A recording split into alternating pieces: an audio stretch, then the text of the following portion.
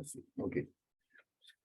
Buenas noches, hermanos. Entonces, como decía al principio, hoy vamos a continuar con la clase pasada, porque dejamos algunos aspectos que no tocamos la semana pasada, pero voy a tomarme un poco la libertad de correr rápidamente. Si hubiera alguna inquietud sobre algún punto, y me preguntan y lo aclaro, porque quiero hoy día avanzar un poco también del tema número 5 para no retrasarnos demasiado. Entonces, voy a colocar la presentación y en base a ello continuamos trabajando aquí. Entonces voy a compartir esto.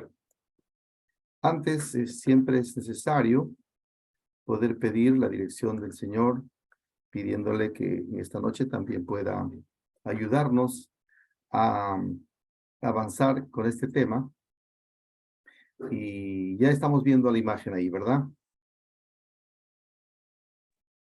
Sí, pastor. Ok, voy a ampliar esto para toda la pantalla.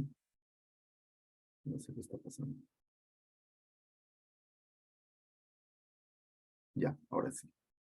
Muy bien. Entonces, vamos a dar gracias, por favor, me acompañan en oración y pedir al Señor que nos guíe. Señor, gracias por esta noche, porque podemos compartir esta experiencia de aprendizaje. Y gracias porque hasta aquí has preservado nuestras vidas, nos has dado salud. Y pedimos, Señor, en esta noche que la presencia de tu Espíritu nos guíe para poder llevar esta charla a toda verdad, conforme tu palabra nos enseña. Y permítame, Señor, ser claro, permítame tener la suficiente habilidad para comunicar con claridad lo que queremos decir en esta noche. Y guíanos, Señor. Oro por quienes no están el día de hoy con nosotros, que también tu paz repose sobre ellos, donde quiera que estén. Y gracias también por la bendición de Nora y José, que en esta noche están formalizando su compromiso de noviazgo. Gracias, Señor, por la fidelidad que tú manifiestas en la vida de tus hijos. Señor, y quedamos en esta noche agradecidos por todo lo que tú nos das, en el nombre de Jesús. Amén. Amén. Muy bien, entonces nos quedamos hablando de temperamentos la semana pasada y lo que yo decía en algún momento, una de las cosas que comprobamos en la relación interpersonal también es que los polos opuestos se atraen. Así como en el imán, ¿no? Uno logra constatar que polos opuestos se atraen, el polo negativo con el polo positivo.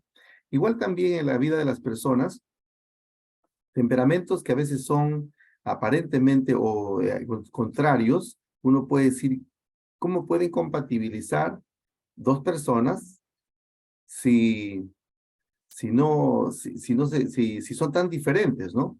Entonces, pero ahí está la maravilla, pues ahí está precisamente el obrar de Dios que se manifiesta a nuestras vidas de esa manera. Entonces, ya habíamos visto ya algunos temperamentos y creo que de manera de repaso pongo esta diapositiva, recordando los 4 temperamentos básicos que suelen haber en cada persona. Obviamente sobre este tema hay otros autores también que han hablado, pero todavía se mantiene esta postura de Eysen, identificando los 4 temperamentos básicos que predominan indistintamente en las personas, ¿no? Y entonces, de aquí hemos visto cada uno tiene características, no solamente características positivas, sino negativas. Y en ese sentido, es importante un poco hablar de este tema, porque cuando ya uno interactúa o empieza a tener una vida en común con alguien, tenemos que ser muy hábiles para poder también identificar cuáles son las partes positivas de mi pareja y también las partes negativas para poder ayudarle en sus debilidades y poder también animarlo, motivarlo para que siga consolidando esos factores positivos y fuertes que tiene. Y de eso se trata, ¿no? Ambos, tanto la mujer como el varón, van a contribuir a que esas potencialidades de su temperamento puedan crecer y aminorar aquellos aspectos negativos. Y ahí está precisamente la compatibilidad que van experimentando una pareja con diferentes temperamentos. Se atraen, pero también vemos hay 8 pasos para lograr esta adaptación. ¿Cómo podemos hacer nosotros para finalmente lograr que nuestros temperamentos puedan adaptarse y poder armonizar en medio de la diversidad, ¿no? Entonces hay 8 aspectos. En primer lugar, honestamente, tenemos que aprender a admitir que no somos perfectos. No hay temperamento perfecto, por más que algunos temperamentos puedan ser un tanto más llamativos, aparte más interesantes, como lo es de repente el temperamento sanguíneo por ser sociable, equilibrado, etcétera. Pero cada temperamento tiene su demanda y tiene sus desafíos también, ¿no? Entonces, lo primero es admitir que no somos perfectos, porque si no partimos de esa premisa, nos vamos a frustrar, ¿no? Y no vamos a hallar, no vamos a encontrar la persona perfecta. 2, admitir también como un hecho el que la otra parte tiene debilidades. Si bien es cierto, tiene algunos aspectos importantes y virtudes, pero también tiene debilidades. Entonces, lo que tendríamos que hacer nosotros es concentrarnos en los puntos fuertes de nuestra pareja y aprendamos a apreciarlos. Entonces, si mi esposa o mi pareja tiene virtudes, que es ordenado, estructurado, muy planificado, que podría tener un temperamento más tendiente al melancólico, entonces yo debo reconocer esas virtudes, ¿no? Pero de repente es muy renegón o por momentos tiene un mal carácter, esos defectos tengo yo que aprender a sobrellevarlos, pero también, ¿por qué no?, a proveer algún recurso, una manera para poder ayudarlo a superar. Entonces, ese es un desafío para nosotros.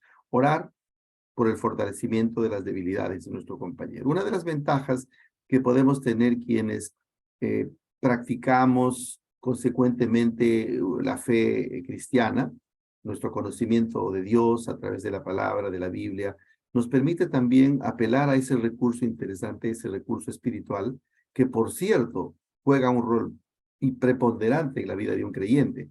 Orar por el fortalecimiento de las debilidades de nuestro compañero. Quizá no porque se fortalezcan las debilidades, sino más bien que él pueda tener fortaleza para sobreponerse a esas debilidades, ¿no? Y la oración es una disciplina espiritual que bien nos ayuda a poder, el Señor dice, cualquier necesidad que tengamos, se la pidamos a Él. Y es un buen ejercicio que uno ore también, interceda por las necesidades de nuestro cónyuge o nuestra pareja, ¿no? De manera que, como dice la palabra, Dios nos perfecciona día a día, dice, y aquel que nos llamó, dice, nos perfeccionará también hasta el día de Jesucristo, dice la palabra, ¿no? Pues creemos que Dios hace todo un trabajo, un proceso de transformar nuestro carácter, que en algunos casos puede ser una experiencia súbita, una transformación total, pero que aun cuando fuere así nuestra experiencia de conversión en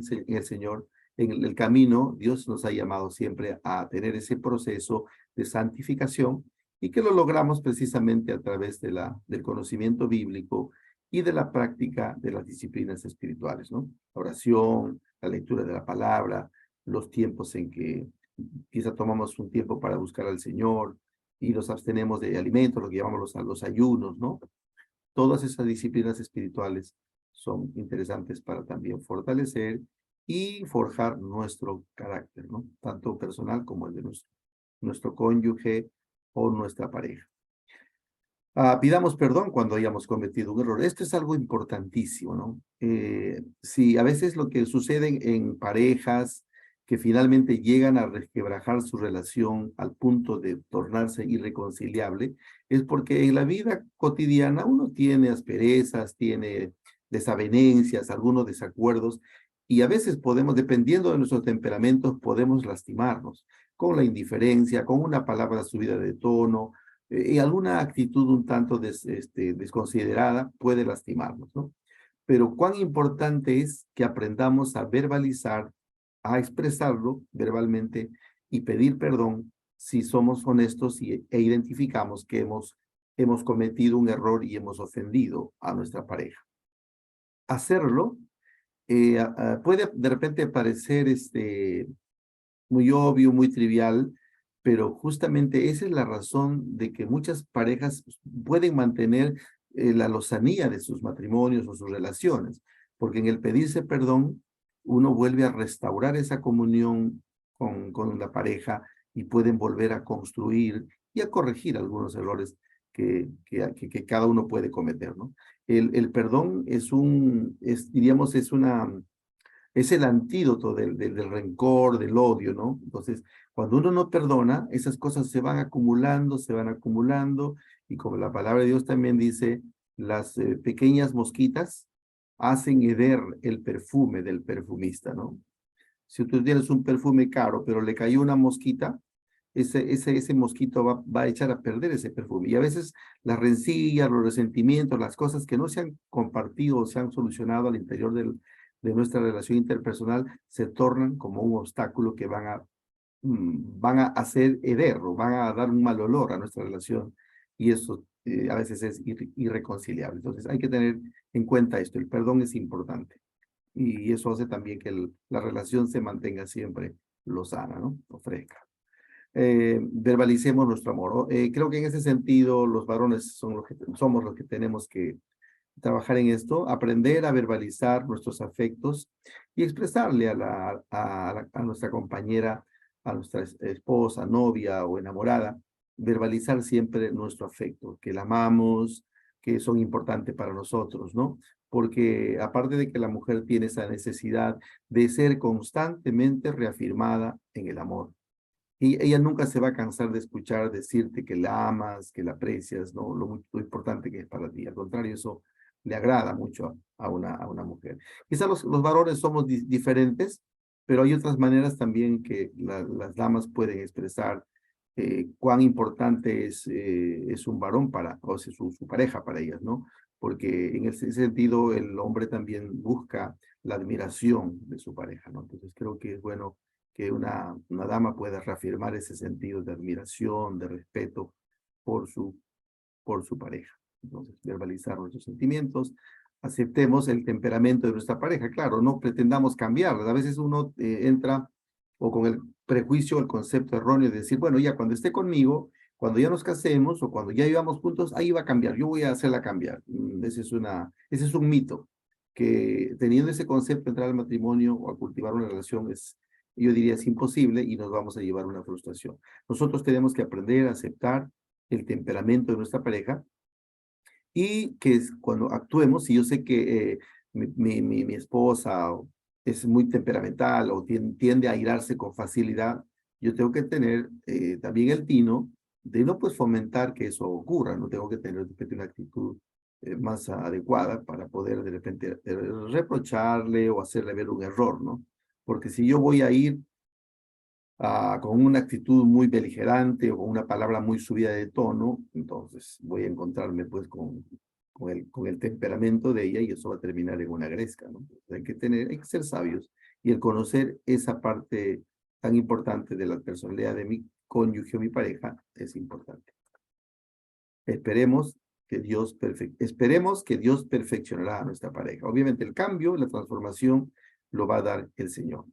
Eso es algo que es el compromiso de parte de Dios para con nosotros. Él es quien nos perfecciona, pone un sentido correcto, ¿no? A veces uno tiene una desavenencia, y lo que a veces en ese momento apelamos nosotros a orar, a interceder, que Dios pueda intervenir, y tú constatas en la realidad de que ya en la relación de tu pareja con Dios, Dios también interviene y le lleva a resarcir ese error, ¿no? Ponle el sentir correcto para volver, pedirse perdón y continuar en ese sentido, caminando juntos. Muy bien, esos son algunos aspectos de cómo poder lograr adaptarnos, y creo que hay que tener en cuenta esto porque nos ayudaría mucho para poder llevar una adecuada relación. Dentro de esto también vamos a ver que es importante considerar el estilo de vida familiar que cada uno de los que conforman la pareja han experimentado en su contexto, ¿no? Y en ese sentido, en este proceso de noviazgo, de enamoramiento que uno inicia, es el tiempo para que uno pueda conocer cómo ha impactado esos estilos de vida familiar en cada uno de ellos, porque cada uno proviene de un contexto diferente, de una familia con costumbres, con hábitos, con tradiciones que probablemente por el contexto en que vivimos pueden ser muy similares, pero algunos otros pueden ser diferentes, y eso también es importante tomarlos en cuenta, ¿no? En este sentido, por ejemplo, sí es importante considerar influir el ambiente socioeconómico. A veces uno ve algunas telenovelas o se deja influir por ese tipo de, de experiencias que no son reales, donde uno ve que una chica pobre, sencilla, no de un contexto socioeconómico inferior, se casa con el dueño de la mansión, un rico, ¿no? Y eso es una cosa que no es muy real pensar así, ¿no? Porque el aspecto socioeconómico prima. Por lo general, una persona que tiene un nivel socioeconómico medio o alto se va a relacionar adecuadamente con gente que está en ese contexto, ¿no? Y eso es una realidad, ¿no?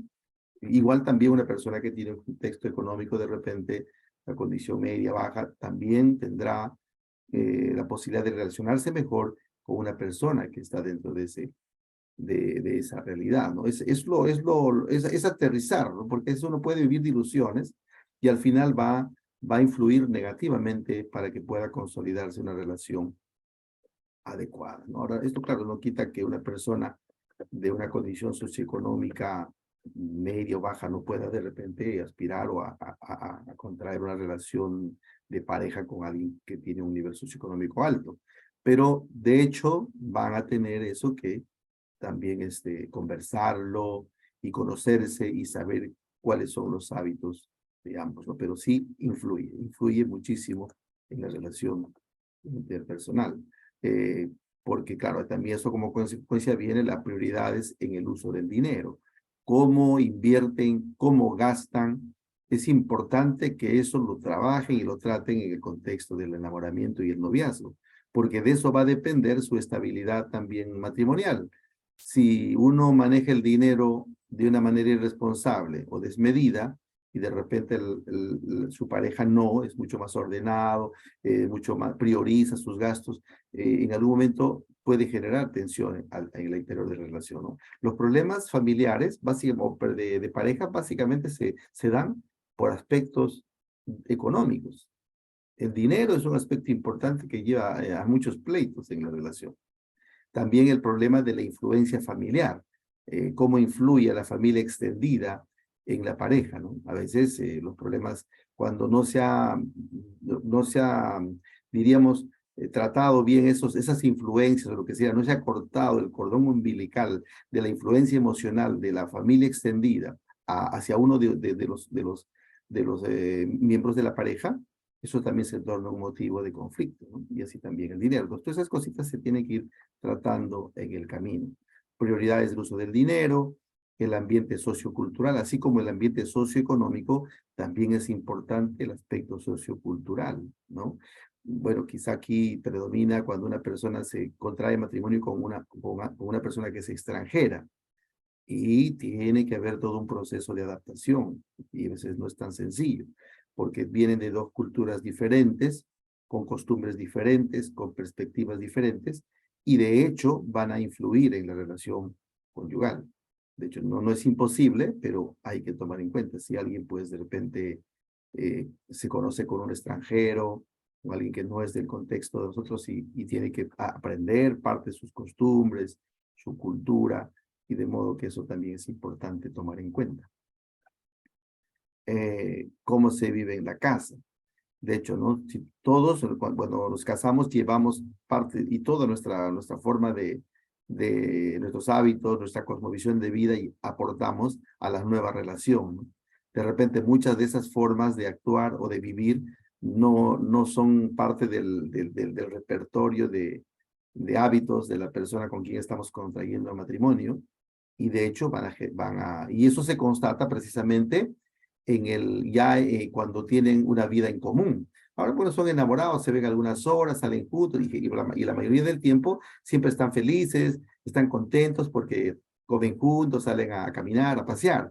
Pero cuando ya uno convive, uno se percata de que hay cosas que de repente insignificantes, cosas que realmente son risibles, pero que te pueden generar grandes conflictos. Yo he escuchado, por ejemplo, de parejas ya incluso maduras, de que se peleaban por la forma de cómo usar la pasta de dientes, ¿no?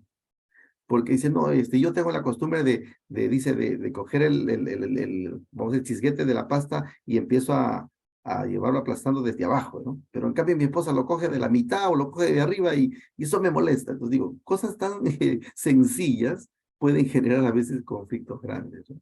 O cómo nos ordenamos en la habitación, o si yo dejo mis cosas tiradas, o si no soy ordenado. Todas esas cositas suelen ser motivo de conflictos. Hay que aprender si bien es cierto, los hábitos son tan disparejos, entonces uno tendría que asimilar aquellos hábitos positivos que mi esposa tiene y cultiva, y también ella tiene que asimilar los hábitos positivos que yo contribuyo. Y esos hábitos negativos tenemos que esforzarnos por corregirlos, ¿no? De manera que, y ahí también se manifiesta el amor sincero y leal, ¿no? De por amor a mi pareja, por amor a mi esposa, yo tengo que aprender a superar y a corregir algunos hábitos que no son tan adecuados, ¿no? Para poder tener una convivencia mucho más adecuada. ¿A qué hora hay que llegar a la casa? Sí, eso también es importante, ¿no? Ya cuando uno se casa, ya has perdido, ya tú no eres independiente, ¿no? Ya tú no entras a la hora que te da la gana. ¿Recuerdan ustedes cuando veíamos las ventajas de ser del soltero? El soltero puede manejar su tiempo como le da la gana, ¿no? Que te llega tarde, llega más temprano, etcétera. Nadie le cuestiona eso porque es alguien independiente y no tiene que dar cuentas de la hora a la que llega a su casa. Pero cuando uno ya se casa, ya hay horarios, hay tiempos que uno tiene que aprender a asimilar y respetar. Si yo suelo ser alguien que me gusta trabajar demasiado, ya tengo que empezar a considerar que mi horario de trabajo tiene que tener un límite y no rebasar esas horas a menos que lo haya conversado con mi esposa, de modo que yo llegue a casa y también tenga un tiempo para poder cultivar, para poder abordar algunas necesidades de mi esposa en casa y ayudarle con las cosas también de la casa, ¿no? Pues todas esas cositas se tienen que ir conversando y aclarando. ¿Cuántos hijos deben de tener? O sea, de repente cada uno llega con una expectativa. Y cuando yo me case, quiero tener 5 hijos, ¿no? Pero de repente de tu pareja o tu esposa no tienes expectativa, porque de repente proviene de una familia donde solamente o ha sido la hija única, o solamente tiene 2 hermanos, etcétera, ¿no? Entonces, en base a eso, a la experiencia de cada uno, ya tienen que sacar una línea donde ambos tienen que ponerse de acuerdo para poder tener los hijos adecuados que van a poder criar con todos los cuidados, ¿no? Y con todas también las demandas que implica el tener los hijos. Y a eso también se suma el hecho de cómo manejar de repente nuestras expectativas personales, dónde quedan mis sueños, dónde quedan mis deseos de progresar o de crecer, bueno, la realización independiente. Bueno, aquí, aun cuando el matrimonio forma una unidad donde ya no son, diríamos, la Biblia habla de que ya no son uno, sino ahora, perdón, ya no son dos, sino son uno, como que hay una unidad que se fusiona y donde yo ahora me debo a mi esposa y mi esposa a mí, pero creo que en algunos aspectos de la vida podemos establecer algunos acuerdos, ¿no? Yo en algún momento escuché y también la palabra de Dios como que lo refuerza. La mujer viene a ser una ayuda idónea del varón, decíamos, ¿no? Muchas veces la esposa se convierte en una pieza importante para poder contribuir a que el marido o el esposo pueda también alcanzar las metas o los propósitos que Dios tiene para con él, ¿no? Pero en ese sentido, creo que también el varón debe respetar aquellos anhelos, aquellos logros que individualmente tiene la esposa. Por ejemplo, cada quien es un individuo autónomo. Aun cuando estamos juntos, somos uno en el matrimonio, pero creo que también debemos darnos un espacio donde cada uno pueda desarrollar una actividad o la tarea o la profesión que cada uno desarrolla, ¿no? Ahora vivimos en estos tiempos donde ambos trabajan y creo que bien hablando este tema de una manera muy consciente, ambos pueden llegar a acuerdos donde ambos van a continuar trabajando y desarrollando su profesión. El matrimonio atraviesa por diversas etapas donde la demanda a veces se torna mucho más apremiante para uno de ellos. Y creo que en ese sentido, aun cuando pertenecemos también a una sociedad machista, pero como que hay decisiones muy importantes que va a llevarlos a tomar decisiones muy concienzudas y de acuerdo, ¿no? Ahora se puede llegar al punto de que, bueno, ¿quién se va a encargar de cuidar a los hijos, no? Cuando vienen los hijos, de repente la esposa está desarrollando un proyecto, una tarea, una profesión donde está alcanzando sus metas, sus logros, pero ¿quién sería el llamado a asumir en ese momento la tarea de cuidar a los niños, ¿no? Y aquí es un tema que probablemente va a generar cierta conversación muy, diríamos, que a veces de momentos no puede llevarles a tomar una decisión correcta, pero creo que ya en el fragor de la experiencia de los matrimonios hay que también saber quién debería asumir, ¿no? Y a veces en ese sentido, a veces la mayor responsabilidad en la crianza de los hijos la asume la mamá. Y porque también en alguna medida es quien la que tiene la mayor posibilidad de formar a los niños a un nivel interior, a un nivel de sus emociones, de su psicología, ¿no? Y ahí es un tema que de repente puede dar para mucho dependiendo de la formación de cada uno, ¿no? Cómo ven la vida matrimonial de sus perspectivas. Pero la realización en este caso, cada uno debe manejar sus actividades, procurar también lograr alcanzar sus metas. Ambos deben luchar por sus expectativas separadamente. Claro, creo que en ese sentido, tanto la dama como el caballero no deben procurar coactar o cortar esas expectativas que ambos tienen de su profesión, de lo que quieren lograr, ¿no? Creo que lo mejor es que cada uno, consciente de la necesidad que se presenta en el hogar, ya cuando asume responsabilidades familiares, ya tienen que ponerse de acuerdo y buscar la mejor alternativa por el bien de la familia, ¿no? Su felicidad y realización no debe estar en función del otro. Esto es importante, esto es muy importante. También lo comentábamos, creo. Si yo me caso o quiero asumir una relación ya familiar con alguien, mi felicidad no debe estar en función de la otra persona. Yo me caso para ser feliz, o sea, tu responsabilidad es de hacerme feliz, ¿no? Y eso sería totalmente egoísta, ¿no? Y también la esposa no debería buscar su felicidad en base al esposo. Ambos deben llegar al matrimonio en ese sentido conscientes de que su felicidad no necesariamente depende de la otra persona, sino de un valor mucho más elevado. En el caso nuestro como creyentes, nosotros estamos completos en Cristo.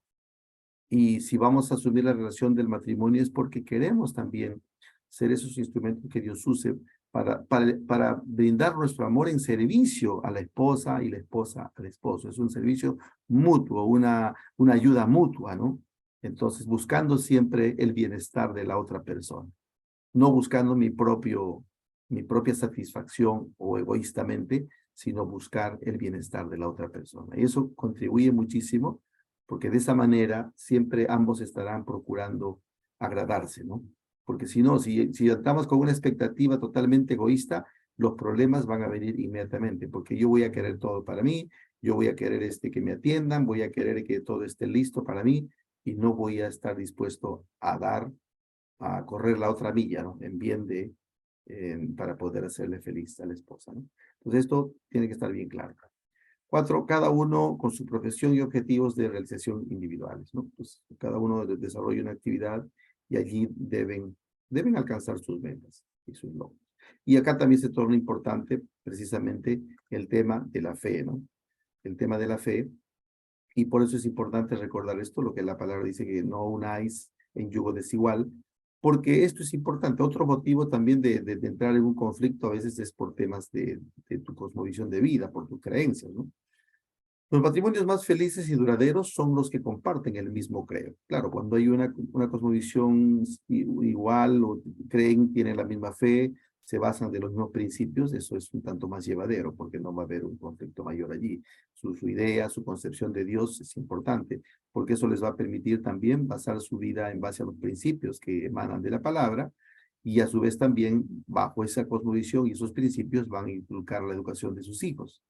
y ahí ya hay un norte, hay un parámetro que te va a poder marcar la pauta, cómo actuar en determinadas situaciones de la vida, producto de la enseñanza y de los principios bíblicos que cada uno conoce. Por eso es que es importante que puedan estar unidos una pareja en la misma fe. Si no es así, ambos probablemente terminen renunciando a sus credos y viviendo de una manera, diríamos, hasta cierto punto desorientados, con tal de no afectarse el uno al otro, y eso no es prudente, ¿no? Creo que la Biblia enseña que la familia debe estar constituida y debe ser el medio donde forme a los hijos con valores, con principios, porque obviamente la moral, los valores éticos, todo ello tiene un sentido cuando uno los ve dentro de este contexto de la fe, del creer en Dios. Fuera de ello, creo que no hay por qué considerarlo. Entonces las familias viven como quieren. Y ahí se experimentan ahora algunos problemas serios cuando la familia está siendo influida por diferentes aspectos de los cambios sociales que están habiendo, nuevas, diríamos, enseñanzas, nuevas corrientes, ¿no? Nuevas filosofías. Y entonces ahora ya se escucha a algunas parejas jóvenes decir, no, yo a mi hijo no le voy a inculcar que vaya a la iglesia, el que decida su tiempo. Yo no le voy a decir que asuma una determinada, hablando de la sexualidad, no le voy a decir que ella en su tiempo elegirá el ser varón o mujer. Entonces, se torna muy relativo esas formas de pensar. Pero si uno se basa en una relación de matrimonio considerando la misma fe, la palabra de Dios, la fe cristiana, tienen valores, tienen parámetros, tienen principios en los cuales uno puede sustentarse y no va a entrar en conflicto con la esposa, porque frente a una situación aparentemente un poco turbia, que no logran entenderlo o ponerse de acuerdo, la palabra de Dios será una fuente para traer equidad, sabiduría, para poder tomar decisiones. Es importante considerar eso. Si las personas no comparten la misma fe, seguramente sus prácticas morales serán distintas. Claro, ya la palabra de Dios no es importante para mí, entonces, no me baso en ese estilo de vida, sino puedo hacer con mi vida lo que me da la gana. Entonces, y ahí vienen los problemas, ¿no? Problemas de, eh, incluso las formas de educar a los hijos, qué hábitos eh, practicar, etcétera, ¿no? Pues, su compromiso y responsabilidad de uno por el otro será distinta, claro. Si no tenemos una misma fe, cada uno tiende a asumir lo que mejor le parece, y eso también puede ser una fuente de conflictos. Su idea de la educación y las reglas que deben haber en el hogar será distinta, ¿no? Qué terrible es cuando la mamá da ciertas pautas al hijo, pero el papá la desautoriza. Eso es un tremendo problema, que a la larga la familia entra en una disfuncionalidad que trae caos al hogar, ¿no? Si, por ejemplo, la mamá quiere imponer ciertas pautas, ciertos principios en los hijos, y el padre es más bien un consentidor y es alguien que es muy permisivo, ¿quién se perjudica? A la larga va a ser el niño, porque va a crecer en una ambivalencia, ¿no? Mamá diciéndole una cosa, papá diciéndole otra, y al final ese conflicto va a hacer que este muchacho sea engreído, o sea irrespetuoso, sea irreverente y sea alguien que no se forje adecuadamente, ¿no? En ese sentido, lo mejor, lo que se recomienda es que, porque en una familia se suelen dar también algunos tipos de alianzas, ¿no? Pero las alianzas que son adecuadas tendrían que ser las alianzas que se dan entre los padres, y también a veces los hijos forman sus alianzas, ¿no? Nunca un padre se debe aliar con uno de sus hijos para poder de repente contravenir alguna directiva o algún punto de vista de la mamá, ¿no? O del papá, viceversa, ¿no? Esas relaciones donde los nexos, donde a veces las abuelas se coluden con los nietos, o la mamá con los hijos, o el papá con los hijos para ir en contra de la otra persona, ese es una disfuncionalidad que trae grandes problemas, ¿no? Los padres deben estar siempre unidos para impartir las normas, para impartir las reglas que van a prevalecer en el hogar. Cuando los dos están unidos, los hijos van a crecer en un ámbito también de estabilidad, ¿no? Pero cuando no hay esa unidad entre los padres, se fomenta la rebeldía, la irrespetuosidad de parte de los hijos. Es importantísimo que los padres estén de acuerdo en la formación de los hijos. Por lo tanto, se generarán conflictos que destruirán el matrimonio. Eso es definitivamente. Si esto no se toma en cuenta, de hecho, va a generar cierta dificultad en la relación. El gran diseño divino. Bueno, acá, como veíamos, Dios tiene esa grandeza de juntar a dos personas diferentes, pero con un propósito. Ahora, obviamente las diferencias no son irreconciliables, hablando de los temperamentos, por el contrario, son complementarias, ¿no? Porque si una persona es calmada, una persona es introvertida, ¿cuánto bien le hace que la pareja pueda hacer todo lo contrario? Muy extrovertida, muy sociable, porque esa forma de ser de la esposa va a llevar también al esposo, o viceversa, a superar esas limitaciones que tiene, porque si va a adentrarse con una persona que tiene esa misma debilidad, como que aislarse, no es muy sociable, a la larga va a terminar siendo una pareja muy, diríamos, muy ermitaña, ¿no? No van a tener, no van a crecer en sus relaciones sociales, de amigos, y tener de repente un crecimiento adecuado en su relación interpersonal con otros. Cuán importante es que si una persona es muy tendiente a ser introvertido, que se complemente más bien con alguien que es sociable, con alguien que tenga esa habilidad para comunicarse. ¿Por qué? Porque a través de ella uno también va creciendo y te vas a dar cuenta que si tú eres una persona tímida, como a veces yo lo soy, que no me gustan las fiestas, no me gusta, no me gusta salir mucho, pero mi esposa al contrario, es ella es muy sociable, ¿no? Por ella yo también me esfuerzo por salir a los compromisos de amigos, o a visitar un cumpleaños de un amigo, o de los amigos que ambos tenemos en común. Entonces ya, y eso a mí me da pie para crecer también en ese ámbito. Y como les digo, lo digo, ¿no? A veces uno al principio te parece un poco difícil, pero una vez que tú logras superar eso, empiezas también a disfrutar de esa experiencia de tratar y conocer a nuevas personas, tener nuevos amigos. Entonces, la relación te lleva a crecer, a poder mejorar, ¿no? A poder superar tus limitaciones. Y eso, de eso se trata, ¿no? Por eso que Dios nos hace eso, lo embellece, junta a dos personas totalmente diferentes. Ahora, dice acá, son diferentes los propósitos para cada compañero. Obviamente, ¿no? Si solamente fuéramos con los mismos de repente habilidades o los mismos gustos, no experimentaríamos en la relación conyugal un crecimiento, ¿no? Sino por el contrario, uno de los dos tendría que prácticamente anularse. Prácticamente no se vería su aporte, ¿no?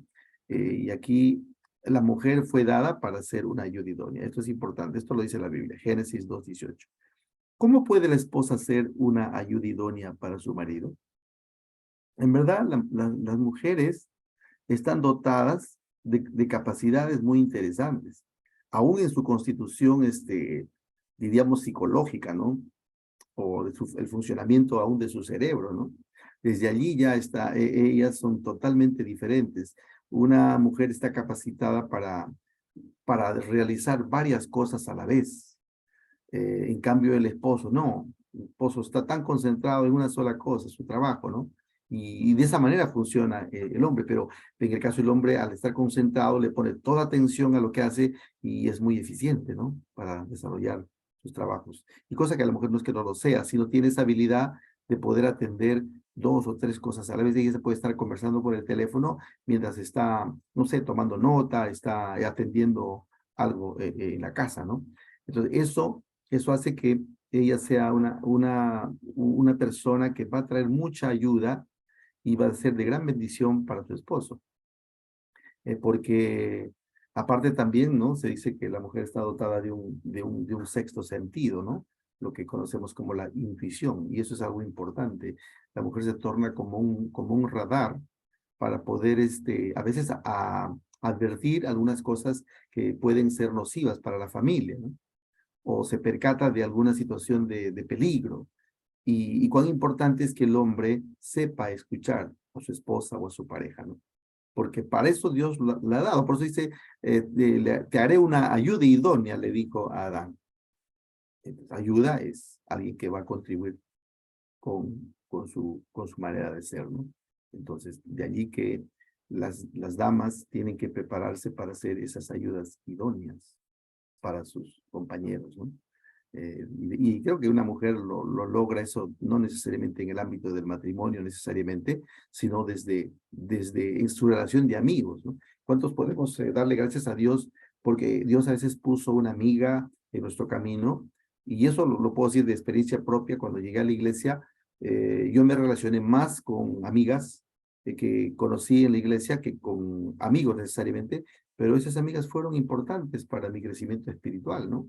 Ellas me ayudaban, me enseñaban, se preocupaban porque yo avanzara en la vida cristiana, ¿no? Desde esa perspectiva, siempre una mujer está fomentando el hecho de que un amigo o una amiga, y más en el matrimonio, la persona con quien trata pueda crecer, pueda salir adelante, ¿no? Esa es una tendencia natural que la mujer va a tener, así como en el caso del varón, surge naturalmente el hecho de proteger a alguien, de cuidar, ¿no? A alguien más delicado, más débil, ¿no? En este caso eso también es algo que es natural en el varón. Nota, la palabra idónea significa uno que es adecuado, ideal y complementa a la otra persona. En el caso de la esposa, ella fue diseñada para hacer esto, para su esposo, claro. Y de veras, ya en la experiencia del matrimonio uno constata cuán importante puede ser la figura de una mujer porque te ayuda, incluso, lo puedo decir por experiencia propia, ¿no? Que te ayuda a alcanzar tus metas. Es alguien que constantemente te estimula para poder alcanzar o lograr algo que has dejado en el camino, ¿no? Cuán importante es que una mujer logre ese objetivo. Siempre cuento esa anécdota de que lo escuché y a veces lo manifiestan usando de repente diversos personajes, pero yo lo escuché en algún momento cuando hablaban de esta pareja que estaba muy de moda en el tiempo del gobierno de Clinton y su esposa Hillary, ¿no? Que habían salido con su carro y estaban, necesitaban echar combustible a su vehículo y dice que llegaron a un estacionamiento de gasolina y Clinton se percata de que la persona que está atendiendo en ese lugar, cuando joven, había sido alguien cercano a Hillary, como que había tenido un romance con ella, ¿no? Y dice que él le preguntó y le dijo, así un poco socarronamente, le dijo, Hillary, mira lo que hubiese sido tu destino si tú te casabas con este fulano, ¿no? Porque él estaba siendo un grifero, ¿no? O alguien de una persona como un empleado ahí trabajando, ¿no? Y entonces Hillary muy irónicamente le dijo, si yo me hubiese casado con él habría sido el presidente de Estados Unidos, ¿no? O sea, ese ejemplo y realmente pinta a la mujer de cuerpo entero, porque una mujer tiene esa posibilidad. Puede llegar a ser tan, diríamos, influyente en la vida de su esposo, que puede lograr que el varón que ella ama alcance lugares inalcanzables para él, ¿no? Porque se torna un estímulo, una ayuda, una pieza fundamental para llevarlo a crecer. Pero también lo triste es que una mujer se puede tornar en el instrumento para llevar a un hombre a lo más bajo, ¿no? Cuando uno lee los proverbios, sobre todo, no sé si el capítulo 6 en adelante, habla de la mujer ajena, ¿no? Es triste cuando se pinta ese cuadro de este joven que había salido en búsqueda de una mujer y le salió al encuentro, dice esta mujer, y con su salamería, con sus palabras, Adorada le dijo, mira, he pagado mis votos, ahora embriaguémonos en amores, y dice que los llevó a su aposento, dice, he adornado mi casa, mi cama, con colchas, etcétera, he perfumado, vamos, dice, y embriaguémonos en amores, ¿no? Y dice la palabra que este hombre insensato fue como quien lleva a un buey al matadero, ¿no? Esa posibilidad también tiene una mujer de cautivar a un varón si es que es una mujer que no está caminando hacia las cosas y a los propósitos de Dios, ¿no? Pero a ese punto somos reducidos los hombres cuando podemos encontrarnos con una mujer que tiene esa tendencia hacia lo bajo, ¿no? Y como un buey o como un cordero llevados al matadero, ¿no? Entonces, es bueno recordar esto, que la mujer tiene esa potencialidad de poder llevar a encumbrar a un hombre o también de generar su caída. Y creo que obviamente nos quedamos con la primera, ¿no? Que es la ayuda idónea que va a poder catapultar a su esposo a lugares y alturas que ni él mismo a veces puede saber, ¿no? Eso es importante. Dos, el hombre funciona como la cabeza de la mujer. Ahí está el pasaje de Corintios 11:3. Algunos pasajes donde la Biblia habla, ¿no? De repente podemos tomar uno de estos pasajes para poder leer. Por ejemplo, ¿qué es lo que dice Primera de Corintios 11:3?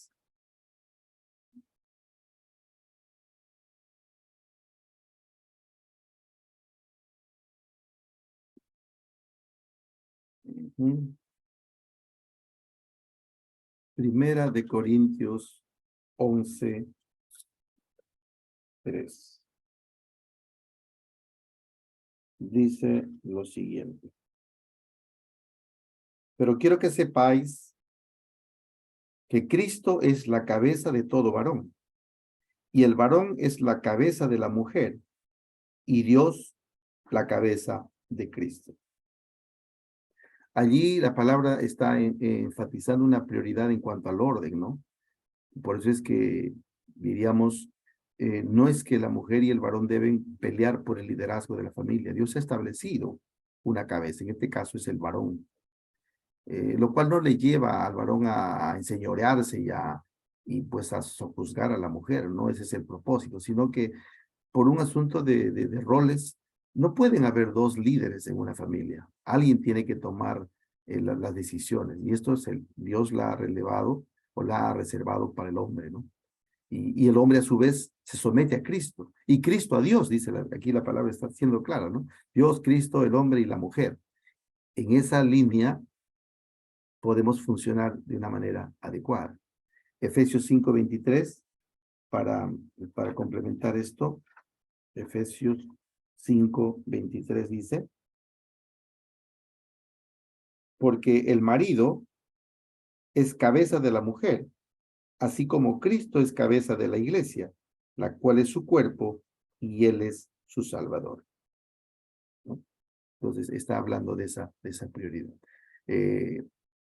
Y claro, ¿cómo puede el hombre llevar a cabo este papel sin ser como dictador en el hogar? O sea, ¿cómo es que uno puede ejercer esta forma? Porque claro, si uno dice acá, mira, si y esto puede ser un pretexto que un varón use, ¿no? Y a veces los varones podemos enarbolar este pasaje para decir, no, yo soy acá la autoridad y tú me obedeces y me haces caso, ¿no? Porque la Biblia dice así, pero no, al contrario, Dios siempre pone un equilibrio. En Efesios 5, del 25 al 26, la palabra ahonda, dice, maridos, mire qué interesante, sobre todo a los hombres nos hace este llamado. Maridos, amad a vuestras mujeres, así como Cristo amó a la iglesia y se entregó a sí mismo por ella, para santificarla, habiéndola purificado en el lavamiento del agua por la palabra. O sea, no es poca cosa. El hecho de, si tú quieres el liderazgo en tu familia, eso está supeditado también a cuán dispuesto estás tú a entregar tu vida por tu esposa, ¿no? Así como Cristo entregó su vida por la iglesia, que es en sentido figurado, diríamos, o es un sentido, la relación entre la iglesia y Cristo es como el esposo y la esposa, pero Cristo tuvo que dar todo para poder salvar, o para poder, diríamos, sí, pues dar la salvación a la iglesia, ¿no? Entonces, de la misma manera también el hombre tiene que ser consciente de que el llamado de Dios es a servir a su esposa. El liderazgo se gana no con imponer tu autoridad, sino uno con tu servicio, ¿no? Eso es algo lindo, porque ¿qué mujer no va a amar a su marido que ve que es alguien que se esfuerza, que la cuida, la protege, está dispuesta o está dispuesto a darle lo mejor y a esforzarse por servirla, ¿no? Creo que naturalmente una mujer se derrite por un hombre que le da todo ese servicio y ese trato tan especial, ¿no? Porque en contrapartida, el llamado que hace la palabra para las mujeres dice, mujeres, respeten a su marido, ¿no? Porque no les es fácil, a la mujer no les es fácil respetar al esposo. Siempre tiene esa actitud de ser un poco, querer ser libre, querer hacer lo que ella quiere, ¿no? Pero cuando una mujer ama de veras, también va, en primer lugar, que ame al Señor, va a saber supeditarse al mandato que Dios también le da. Pero obviamente, si un varón ejerce de esta manera su liderazgo, sirviéndola así como Cristo amó a la iglesia, se entregó a sí mismo por ella, y aún dice, no intercede por ella, ¿no? La purifica y la santifica. Igual si un hombre se entrega de esa manera en amor a su esposa, de hecho, una mujer no le va a ser difícil poder respetar y también amar a su esposo, ¿no? Y también tenemos diferentes en nuestras capacidades, ¿no? Somos diferentes en nuestras capacidades. Todos tenemos diferencias en los dones espirituales que Dios nos ha dado. Bueno, los dones son habilidades espirituales que recibimos cuando nos acercamos al Señor y aceptamos a Jesús por la fe. Y Dios nos capacita con diferentes habilidades espirituales. Aunque la pareja puede tener algunos dones iguales, muchas veces hay diferencias marcadas entre los dos. ¿Sabes cuáles son tus dones espirituales? Anótalo de tu pareja, claro. Y esto es importante también, ¿no? Creo que cuando nos movemos en el ámbito de la iglesia, qué importante sería o es conocer qué dones tiene tu esposa o tu pareja, ¿no? Y ella también pueda conocer qué dones tienes tú. De manera que si Dios nos une en un matrimonio, Dios va a usar nuestras vidas como pareja que somos para servir también en su iglesia, ¿no? No necesariamente siendo pastores, sino en todo ámbito un matrimonio, una familia se torna un instrumento de mucha bendición para la iglesia. Entonces, conociendo los dones, ambos aman las misiones, aman el servir a otros, aman el compartir la palabra, ambos tienen ese don de maestros, ¿no?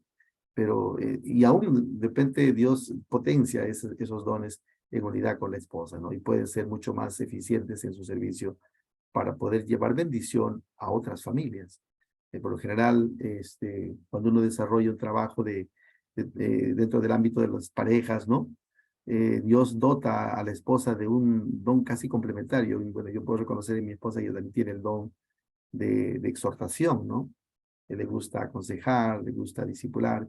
Y muchas veces he constatado de una manera muy patente, cuando he estado en algunas consejerías con algunas parejas, yo no tenía de cómo aportar, estaba como que uno, a veces pasa, ¿no? Bloqueado, qué decirle, pero mi esposa estaba conmigo allí y ella dijo algunas palabras que me parecieron realmente tan atinadas y bueno, y constatando cómo Dios también puede usar a mi esposa para dar una consejería que traiga luz, que traiga de repente consuelo, consejo a una pareja que está pasando un momento difícil, ¿no? Entonces uno ahí puede comprobar cómo Dios usa y potencia el servicio de una pareja consagrada, una pareja que está viviendo su fe en el Señor y sus dones pueden ser complementarios. Cada persona llega al matrimonio con capacidades naturales y la pareja sabia aprecia las capacidades de su compañero. En una relación de noviazgo, tomen tiempo para notar las capacidades naturales que tiene. Cuando hablamos de capacidades naturales, estamos hablando de esas habilidades y cualidades que, que lo tenemos en lo personal. Todos los seres humanos tienen capacidades. Somos muy creativos. De repente algunos tienen una habilidad para el trabajo con las manos, para hacer algunas tareas de arte, de algunas obras ¿no? manuales, ¿no? Otros de repente en su capacidad de razonar son buenos con las matemáticas. Otros de repente en su capacidad de escribir, ¿no? De componer. Otros tenemos pues la habilidad por la música, el canto, o el arte, ¿no? La danza, ¿no? Entonces, todas esas capacidades son naturales, capacidades que Dios usa y a todos nos ha dotado de esas capacidades, ¿no? Y por la cual a veces muchos en base a esas capacidades elegimos también nuestra vocación o la profesión que vamos a continuar en una formación universitaria, ¿no? Pero cuando el Señor habla de los dones, está hablando de capacidades sobrenaturales, ¿no? Hay algunas habilidades que aprendemos con la práctica, hay otras habilidades que podemos aprender. Dice, aparten un tiempo hoy para compartir sus sueños y deseos de mejorar y aprender cosas que puedan enriquecer su vida y la de su familia. Los dones tienen que ver con una, diríamos, una capacidad, una habilidad espiritual que Dios nos da cuando tenemos esa experiencia de recibir a Cristo. Y esos dones, esas capacidades espirituales que Dios nos da, los da expresamente para que cada uno de nosotros pueda, dice, contribuir a la edificación de la iglesia, ¿no?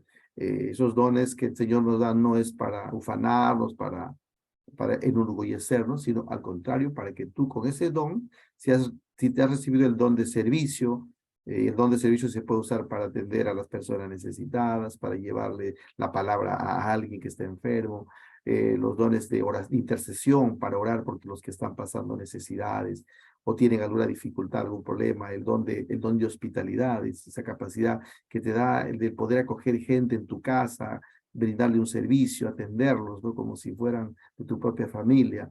El don de dar, a veces el don de dar es esa capacidad que Dios te da en manejar bien tus recursos económicos y Dios te provee, te da sabiduría para administrarlos y tú muy sistemáticamente aportas una cantidad de dinero para una causa o para el servicio del Señor, ¿no? Entonces, ahí viene el don de dar, el don de presidir, esa capacidad para organizar, para dirigir, para generar proyectos, etcétera. Entonces, hay como, bueno, yo creo que tengo un momento como 16 dones que el Señor registra en su palabra y el cual Él da generosamente y como Él quiere a todo creyente que ha recibido a Cristo. Entonces, esos son también cosas importantes que deberíamos conocer para poder tener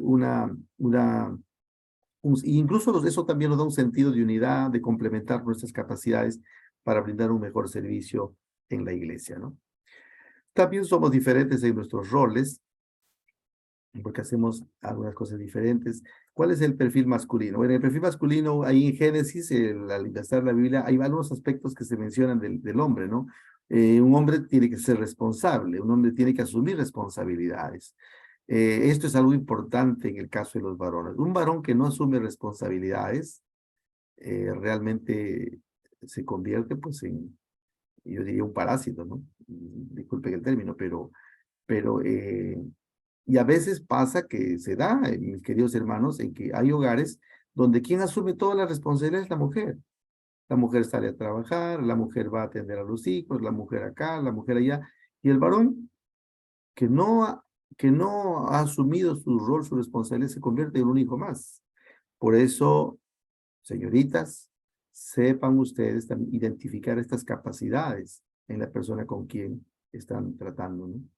Si notan que el varón puede ser un tanto irresponsable, allí está el rol de la pareja de poder inculcar ese sentido de responsabilidad frente a las necesidades que asumen cuando van a contraer una familia, ¿no?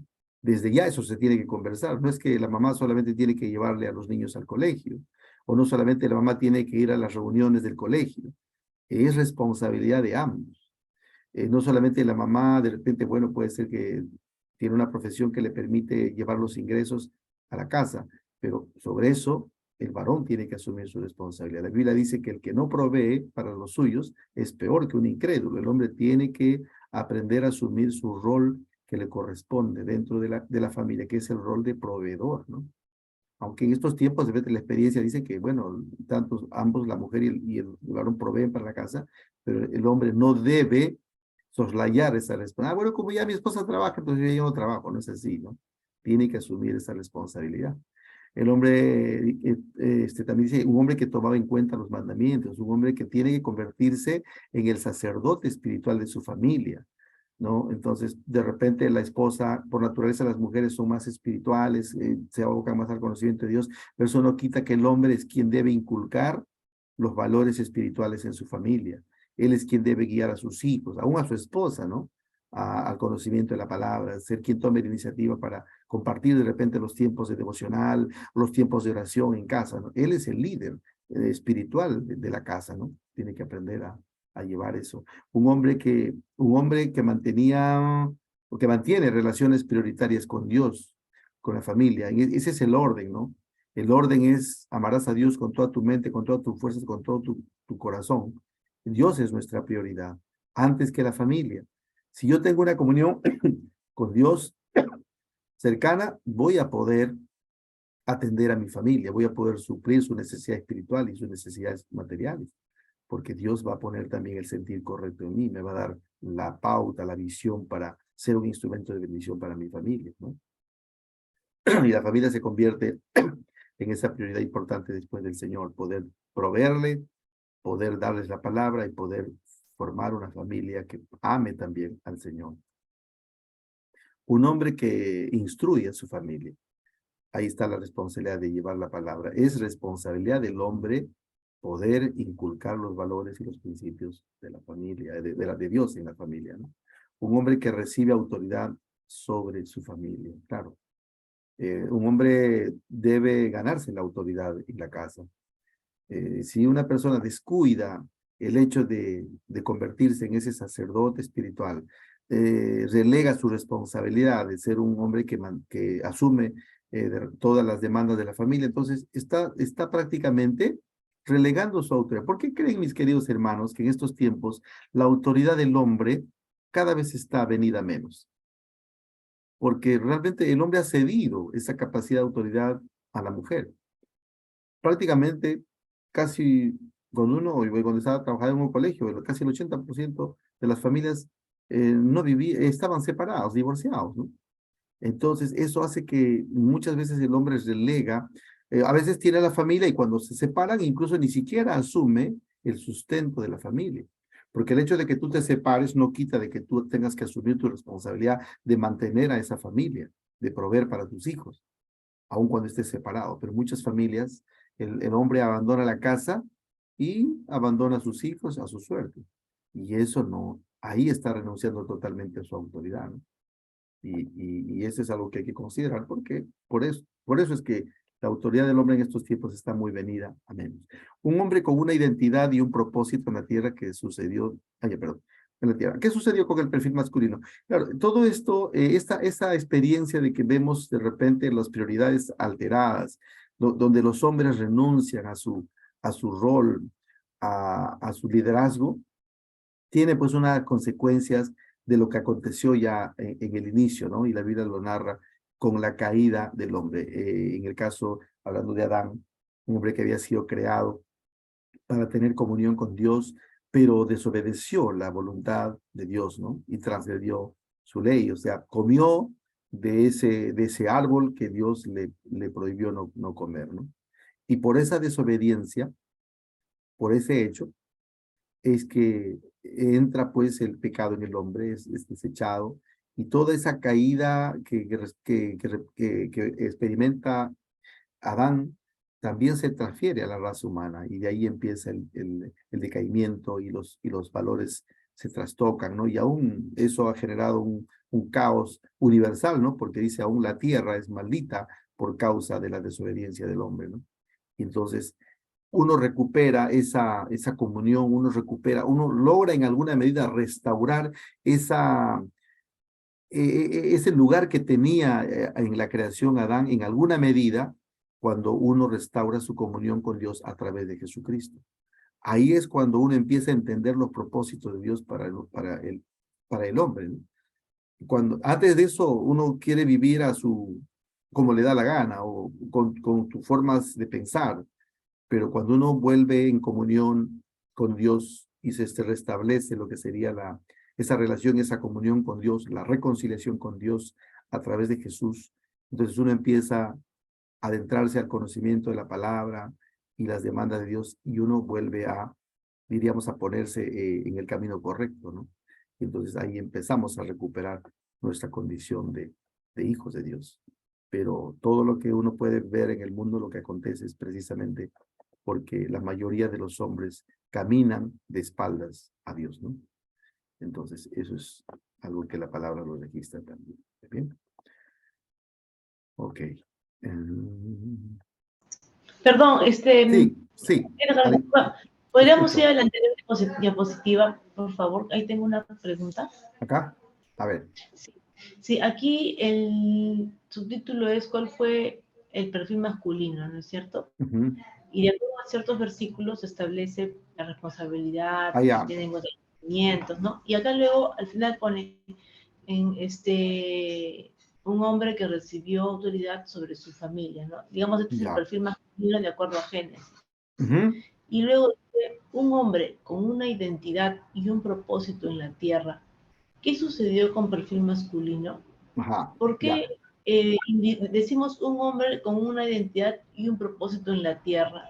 ¿A qué se refiere? Porque acá ya, luego lo que se están hablando en otros 4 puntos, ya no es un perfil masculino, sino más bien es lo que deformó el perfil Claro. masculino que está en Sí, Génesis. perdóname que Entonces, no fui claro. Cuando en el contexto de que Dios crea a Adán y Eva, el hombre tenía una identidad, pues el hombre era un hijo de Dios, el hombre tenía esa prerrogativa de parte de Dios de tener todo a su disposición. Vino a morar en ese, bueno, la Biblia habla de ese huerto tan precioso, el Edén, ¿no? El paraíso, ¿no? Y él tenía un propósito, el Señor le había dado un propósito, le había dicho que él, como dice, sojuzgar y fructificar la tierra. El hombre había sido prácticamente el mayordomo, el que tenía la mayordomía y la administración de todos los recursos naturales. Tal es así que Adán fue llamado a ponerle nombre a todos los animales, ponerle nombre pues a las plantas, y esa no es una tarea sencilla, ¿no? No es una tarea sencilla. Tenía toda la potestad de gobernar y de fructificar, aún de multiplicarse, ¿no? En su familia y poder administrar toda la creación. Pero ¿qué sucedió? Precisamente en esa tarea, Dios de todas las prerrogativas que le había dado, solo le restringió una.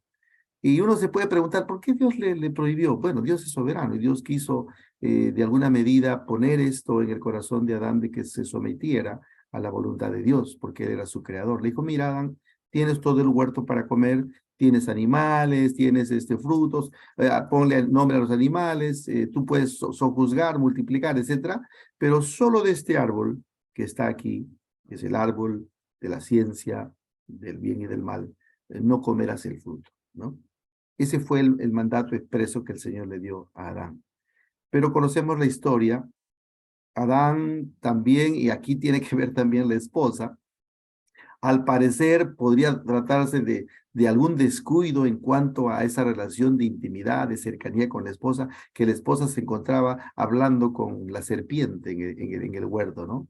La serpiente que es un tipo de Satanás, el adversario de Dios, este ángel malévolo, ¿no? O Satanás, el adversario. Dice que le insinuó muy sutilmente, pero no, pero tú puedes comer, al contrario, seréis como Dios, ¿no? Y la mujer cede a la tentación de la serpiente y come del fruto. Y es ella, la que es la ayuda idónea, la que estaba llamada a ejercer esa ayuda para el varón, es el medio por el cual es seducido también a Adán y le dice, mira, ¿no? Y ella es la que le ofrece el fruto y él también come y participa de esa fruta, ¿no? Y obviamente habían transgredido la ley de Dios. Y ese hecho de desobediencia es lo que hace que Dios lo deseche del paraíso. Y obviamente por esa causa entra la muerte en el hombre, dice la Biblia, ¿no? Porque la paga del pecado es muerte. Obviamente Adán no experimenta la muerte repentinamente allí, sino que entra en un proceso de deterioro y obviamente la muerte ingresa al ser humano y al paso del tiempo él tenía que morir. Y también a causa de esa desobediencia, aún la tierra es maldita, ¿no? Porque el Señor le dice, entonces la tierra te va a producir abrojos y espinos y trabajarás o comerás el pan con el sudor de tu frente. Entra un proceso de juicio a Adán por esa falta y todo lo demás se trastoca, ¿no? El propósito del hombre se trastoca, aún la misma creación que gime también, dice, a causa del pecado de Adán. Ahí es cuando se pierde ese perfil masculino. ¿Por qué? Porque entra la desobediencia, el hombre se vuelve sensible a la tentación, empieza a ser presa de sus bajas pasiones y sus bajos instintos, ¿no? Y ahí viene la rebeldía contra Dios, la falta de sometimiento, y ahí están los pasajes que refuerzan eso, ¿no? El hombre naturalmente no acepta a Dios, por el contrario lo rechaza. Si si de él dependiera, quisiera tener a Dios lejos para que no tenga para que no tenga allí una razón para someterse a la voluntad de Dios. Por eso que el hombre, si tú ves la sociedad en estos tiempos, cada vez más el hombre va degradándose a niveles mucho más bajos en cuanto a su moralidad, ¿no? Aún el arte se ha pervertido, aún todo lo que Dios ha creado bueno, ya aquí subrayando que lo había creado con un perfil masculino, al igual que a la mujer, con sus características, se degenera producto de la caída y la falta de sometimiento, entra los problemas de ansiedades. Dice cuando el Señor preguntó a Adán, Adán, ¿dónde estás? Y él dijo, ¿y por qué te escondes? Le dijo el Señor. Y Adán dijo, bueno, Señor, es que tuve miedo, ¿no? Allí es cuando empieza también a entrar el problema de la ansiedad, los temores, los miedos, la culpa. que la culpa es aquel factor que muchas veces ha sumido a muchas personas en la depresión, en las situaciones de ansiedad o problemas aún psicológicos, ¿no? Porque hay mucho temor, hay falta de perdón, hay resentimientos, ¿no? Hay heridas tan profundas que marcan a la gente y le han quitado realmente el propósito que tenía de ser la creación, diríamos la corona de la creación que era el hombre, prácticamente tuvo una caída desastrosa, ¿no? También es desleal a su prójimo, ¿no? ¿Por qué? Porque aquí esta actitud de Adán obviamente es una actitud de evasión de su propia responsabilidad. Cuando el Señor lo confronta, le dice, mira, Adán, ¿qué has hecho? ¿Y qué le dice él? La mujer que me diste me dio del fruto y yo lo comí. Literalmente acá Adán no le estaba culpando ni siquiera a la mujer, le estaba culpando a Dios. La mujer que me diste. Entonces, esta es una actitud que él, y esto es algo común, ¿no? Cada hombre tendemos a querer deshacernos de nuestras responsabilidades, ¿no? A obviarlo, a evitarlo, ¿no? Bueno, y la confusión, conflicto y todos los males que se han desarrollado a partir de esa experiencia triste de la caída del hombre, ¿no?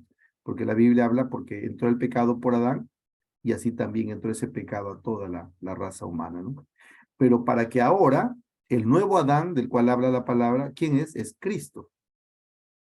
Si en Adán hemos pecado, ahora en el nuevo Adán, en Cristo, podemos ser restaurados, podemos ser reconciliados con Dios. Ese es el antítesis de Adán, es Cristo, ¿no? El Hijo de Dios, que por él ahora podemos entrar también a ser restaurados por el Señor. No sé si respondo tu pregunta. Clarísimo, Edgar, Hay gracias. un antes y un después. Ok, entonces, bueno, aquí también estamos hablando de los roles y vamos a hablar un poco de la mujer también, cuál es el perfil femenino. Como veíamos ahí, ser ayuda idónea de su marido. Dijo Dios, no es bueno que el hombre esté solo. Cuando a uno nos pregunta, ¿cuál es la razón del matrimonio? ¿Por qué quieres casarte? Para tener hijos, podían decir algunos, ¿no? Pero la razón del matrimonio es precisamente quitar la soledad al hombre. Dice Dios, no es bueno que el hombre esté solo, le haré ayuda idónea para él. Por lo tanto, la mujer se convierte en esa ayuda idónea que Dios creó para darle compañerismo al hombre.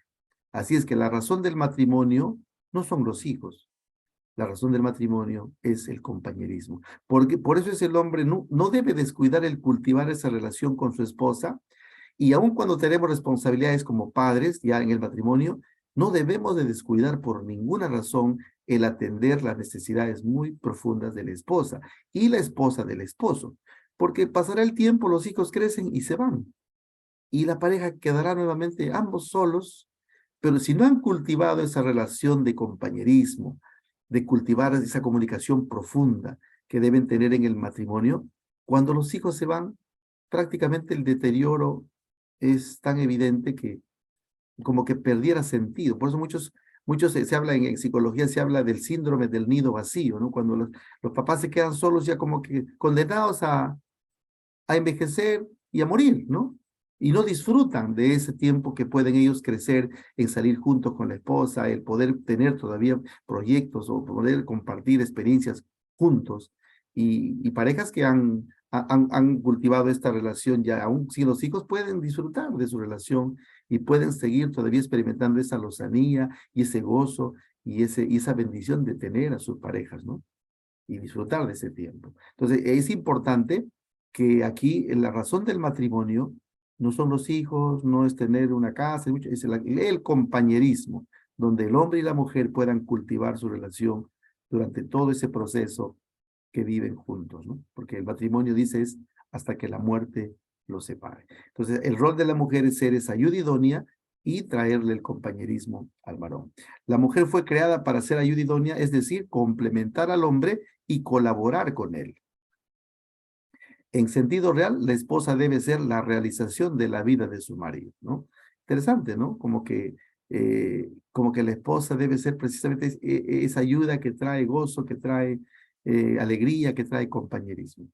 Ahora, no que el hombre esté buscando su realización en la esposa, como decíamos, antes que el hombre busque su realización en la esposa, porque ahí estaría su realización estaría dependiendo de la esposa, no es eso, sino que en el ejercicio natural de su rol, la mujer hace que realmente el hombre alcance su esplendor, su realización, porque ella es esa ayudadora. Pero la intención del varón siempre debe ser también buscar que ella, la esposa, pueda también alcanzar, digamos, su realización en base a lo que yo le brindo de servicio, de amor, de afecto y de dedicación a ella, ¿no? Ambos están para bendecirse mutuamente. Estar sujeta a su marido. Claro, en este sentido, la mujer tiene que entender que frente a las grandes decisiones en la familia, quien tiene la última palabra es el marido, ¿no?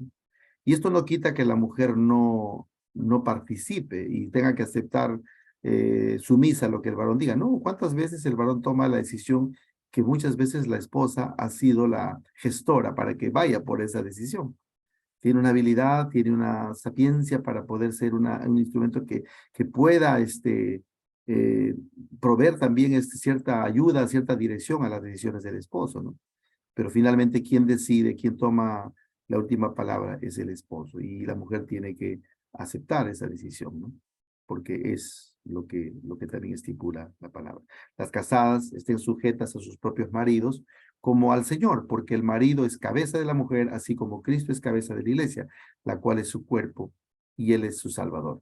Así que como la iglesia está sujeta a Cristo, así también las casadas lo estén a sus maridos en todo. En otra parte dice que las mujeres deben atender a sus esposos como si lo hicieran para el Señor, ¿no? Está hablando de que debe ser de buena gana, considerando que a quien están sirviendo es al Señor, porque la Biblia también dice, todo lo que hagáis, hacedlo como para el Señor. Siempre será Cristo nuestro referente para poder también direccionar o guiar nuestras decisiones y nuestra forma de conducirnos en la vida, ¿no? Y finalmente, para terminar esta parte, todavía tenemos un poco de tiempo. Uy, ya nos queda poco tiempo. Dice, cuando nos damos cuenta de nuestras diferencias, es importante expresar nuestro aprecio por la forma sabia en que Dios hizo diferentes las personalidades y dones de nuestro cónyuge. Definitivamente, somos diferentes, pero en la unidad del matrimonio, esto se consolida en una sinergia, en una fuerza mucho más grande de la que podemos ejercer individualmente. Con la unidad de la familia o con la esposa, podemos hacer mucho más que hacer las cosas solo. No pases mucho tiempo pensando o comentando lo que no te gusta de tu compañero. Más bien, aprende a acentuar las virtudes de él o ella que son de más ayuda para ti. Creo que esto es darle una visión positiva de la relación. A veces lo natural que tenemos nosotros es inmediatamente frente a alguna desavenencia es sacar los defectos de la esposa, ¿no? O eres así, o dices así, etcétera, ¿no?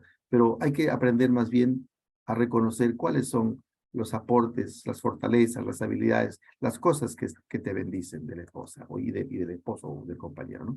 Acepta la ayuda de tu cónyuge para fortalecerte en tus puntos de más debilidad. Sí, en ese sentido la esposa puede identificar con agudeza qué aspectos de tu personalidad, de tu carácter aún faltan apuntalar o fortalecer. Y hay que tomar en cuenta eso. A veces, como varones, a veces podemos molestarnos, nos saquen nuestros defectos, ¿no? Pero creo que una mujer diciendo la verdad en amor puede lograr impactar mucho el corazón del hombre y llevarlo a fortalecer esas debilidades que de superarlas traerían mucha más bendición a la relación conyugal, ¿no? O a la relación de pareja. Muy bien, hasta aquí hemos llegado con esta clase. No sé si hay unas preguntas. Aquí estamos terminando con la lección número 4 y de hecho hemos terminado con la hora también. Solamente voy a presentar entonces el tema que vamos a compartir la semana que viene.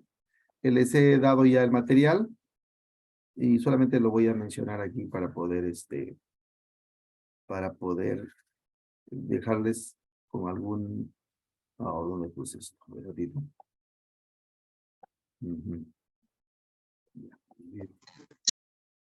¿Hay preguntas hasta aquí? No, Edla. Ya, pero parece que alguien está procurando hablar y no le capto muy bien. Si hay preguntas, con confianza, hermanos. De tanto estoy colocando esta presentación. Solamente voy a mostrarles lo que vamos a tratar la próxima clase.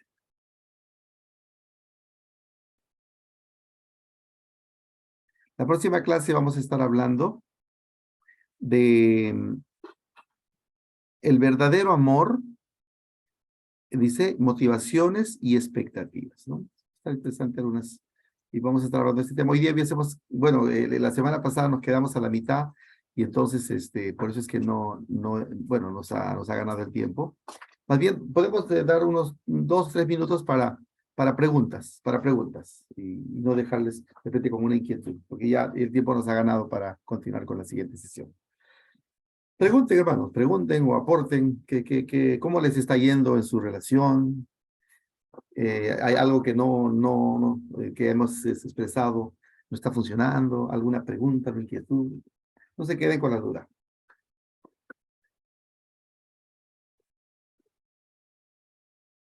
¿O ha estado todo claro o ha estado todo confuso?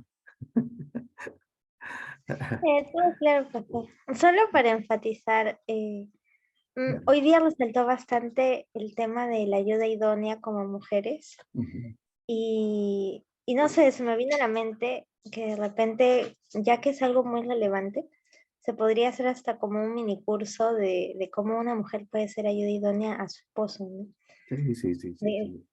No sé, porque vi que hay muchas ideas y creo que es un tema que se puede expandir bastante. Sí. Y en estos tiempos, como usted lo comentó, hay bastante dificultad en las familias por el tema de la identidad de género o de repente también lo que sucedió hace poco en Argentina del aborto Ujú. y otros temas cruciales que como madres en algún futuro para quienes pensamos en el matrimonio, nos va a ser muy relevante saber cómo podemos apoyar tanto a nuestros hijos y congeniar con nuestros maridos en poder brindarles una educación sólida, ¿no? Claro, Entre claro. otros muchos temas más, ¿no? Entonces siento que se puede expandir bastante. Y a Sí. mí preguntas relacionadas a eso, ¿no? Ujú. No, es verdad, hay mucho que rebanar allí. Que estamos dando quizás las pautas más generales en relación a los principios o qué aspectos debemos tomar en cuenta, dado que estamos iniciándonos en este caminar hacia el matrimonio, ¿no? Qué aspectos es importante tomar en cuenta antes de. Y creo que, de hecho, esos temas que estás mencionando, Diana, que son importantes, se tienen que tocar también, ¿no? En sus conversaciones, en sus tiempos donde interactúan. Y eso es lo que enriquece en verdad la relación. El conocimiento de ambos, más que en el conocimiento de la intimidad física, es el conocimiento profundo de cada uno de la esencia de su ser, ¿no? Cómo piensan, cómo actúan, cómo enfrentarían diferentes situaciones en la vida conyugal, ¿no? Es la parte que deberíamos cultivar en este proceso. La próxima vamos a hablar de esas etapas que atraviesa la relación, ¿no? Y partiendo desde el enamoramiento hasta el momento ya de la relación conyugal. Y si está interesante, vayan leyendo el material para poder también estar preguntando. Gracias, Diana, por tu acotación. ¿Alguien más quiere decir algo, acotar algo? Sí, pastores, buenas noches. ¿Qué tal, Jonathan? Bueno, respecto a la clase anterior y esta con lo cual inició de los polos opuestos, Ujú, me quedé mucho pensando en el tema de esa frase conocida, ¿no? Como polos opuestos se atraen, ujú, que sí debe tener algo, por así decirlo, probabilístico de que se cumpla, ujú. pero en un contexto cristiano, pues, de alguna manera, como somos transformados en la imagen de Cristo, bueno, o sea, apuntamos a un mismo polo, ¿no? O sea, de alguna manera, pues, eh, seremos muy diferentes capaz en cuanto al temperamento y la personalidad, Ujú. pero como estamos apuntados a todos como Cristo, entonces, Sí, como que tira abajo un poco el tema de los polos opuestos, ¿no? Incluso polos similares o polos opuestos o polos iguales, por así decirlo, se terminarán ajá. atrayendo porque apuntamos a ser más como Cristo, ¿no? Sí, sí, creo que interesante. Creo que en algún momento lo dije, si bien es cierto, los temperamentos van a estar allí, no los cambiamos, son algo inherente, son algo que viene genéticamente constituido en la persona, pero recordarás, creo que mencioné, eso se trabaja con lo que ya implica la parte del carácter, ¿no? Y la palabra de Dios y nuestro aprendizaje y comunión con Dios está orientado a forjar nuestro carácter, que se constituye con la educación y los principios de la palabra, ¿no? Entonces, al tener un carácter consolidado por los principios y por la formación, eso hace que mi temperamento pueda estar supeditado a mi carácter. Porque de otra manera no podríamos explicar cómo una persona que tiene un temperamento colérico, al ser transformado por Dios, yo no diría que nos cambie el temperamento, lo que Dios afianza nuestro carácter y seguimos siendo igual, ¿no? Como tenemos el mismo color de ojos, el mismo color de cabello, nuestro temperamento se mantiene, pero nuestro carácter empieza a prevalecer. Y eso es lo que nos hace ya diferentes, ¿no? Pero, por ejemplo, si eres sanguíneo, tú sigues cultivando esa facilidad para ser amigos, para ser influyente, ejercer tu liderazgo. Pero claro, la tarea ya está en que esas partes débiles que pueden ser el ser irresponsable, el ser muy desenfadado, irrespetuoso, esas cosas son transformadas por la palabra y por nuestra espiritualidad ya en Dios, ¿no? Entonces, la intención aquí es conocer eso para potenciar lo bueno, todo aquello que es bueno, ¿no? Que te lleva a crecer, eso, y sacar lo mejor de nuestro temperamento. Pero sí, en verdad, finalmente, yo les pregunté la semana pasada, le dije, ¿qué temperamento tenía Jesús? Y hay varias facetas en las que uno puede ver un poco la actitud de Jesús, ¿no? Jesús dice que lo catalogaba como comedor no, comilón y bebedor, ¿no? ¿Esa característica de quién es? ¿De qué tipo de temperamento? Es la persona que está con gente, comiendo y bebiendo. Suena un poco sanguíneo, en realidad. Sanguíneo, ¿no? Sanguíneo. Uno dice, ahí está, Jesús es sanguíneo. Pero en otro momento, ven a Jesús, bueno, no sé, tirando las mesas, agarra un látigo y empieza a azotar a los vendedores, ¿no? Y es una actitud beligerante, muy, diría hasta colérica, ¿no? Uno puede decir Jesús era colérico, ¿no? Pero por otro lado, también uno puede ver a Jesús con una actitud flemática e indiferente cuando le traen a la mujer adúltera para que la apedreen. ¿Y qué estaba haciendo Jesús? Estaba con, no sé, si estaba escribiendo con su dedo o con algo en el suelo, ¿no? No sé qué escribía, pero totalmente indiferente a lo que estaba pasando a su alrededor. Y decía, Señor, ¿qué dices tú? ¿La apedreamos o no? La ley de Moisés dice que la apedreamos. Y Jesús muy indiferente dice, no, bueno, el que esté libre de pecado, tira la primera piedra. Ahí vemos una actitud flemática, muy calmado, nos inmuta el Señor. Pero en otra parte también vemos una actitud melancólica cuando el Señor, muy angustiado, muy triste, está orando en el huerto del Getsemaní, ¿no? Como dice que su sudor eran como gotas de sangre, ¿no? Y es una actitud, dice, estoy triste hasta la muerte, ¿no? Estaba sufriendo una situación muy tensa, muy angustiosa. Lo que finalmente, esto lo comento como una anécdota, pero creo que es difícil identificar qué temperamento es el que tendría Jesús, pero lo que sí uno puede vislumbrar es ese carácter, obviamente, del Señor, que era realmente muy estable emocionalmente, porque la estabilidad radica en cómo tú superas con facilidad las dificultades en la vida, ¿no? Tú no te quedas con rencor o resentimiento, sino siempre estás buscando cualquier situación que acontece, superarlo, enfrentarlo, conversarlo y salir de ese cuadro, ¿no? Salir de ese estado, ¿no?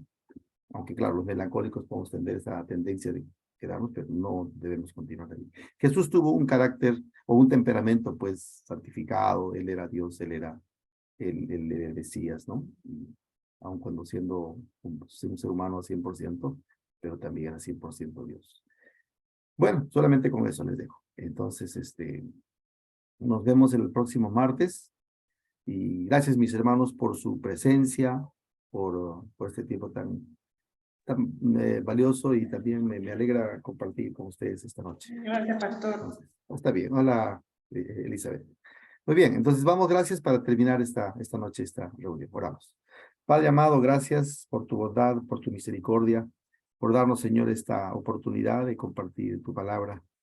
y también por ayudarnos, Señor, a conocernos un poco más y saber que en ti, en verdad, somos transformados, perfeccionados por tu palabra, por tu obrar, el obrar de tu Espíritu Santo en nosotros. Señor, la bendición Señor, y tu misericordia y tu gracia pueda ser extendida para cada uno de mis hermanos aquí. Ayúdales, Señor, y ayúdanos a perseverar en esta experiencia preciosa de compartir nuestras vidas, Señor, con nuestras parejas.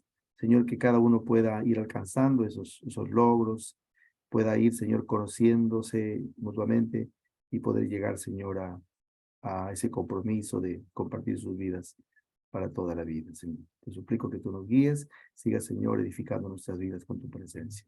Te damos gracias en el nombre de Jesús. Amén. Amén. Gracias, hermanos. Amén. Muy buenas noches. Dios les bendiga a todos. Hasta luego. Muchas gracias, Hasta la pastor. próxima. Gracias. Gracias a todos. Buenas noches, hermanos. Chao, Diana. Chao, Gerardo. Chao.